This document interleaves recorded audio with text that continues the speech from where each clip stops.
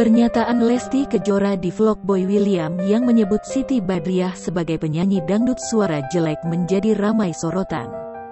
Warganet ikut memberikan komentar yang menjadikan masalah semakin keruh. Namun kini Siti Badriah mengungkap masalahnya dengan Lesti telah selesai. Pelantun lagu "Lagi Cantik" itu mengatakan telah bertemu langsung dengan Lesti Kejora. Selain itu, kesalahpahaman dengan Boy William juga sudah selesai. Sebelumnya Boy William telah menuliskan permintaan maafnya pada Siba. Istri Christiana itu meminta agar warganet tidak membahas masalah yang menjadikan suasana kembali keruh. Pertemuan Lesti Kejora dan Siti Badriah terlihat dari unggahan story Instagram Reza Gladys. Gladys ikut menuliskan permintaan maafnya karena sempat memposting video menggoda Siti Badriah yang disebut Lesti bersuara jelek.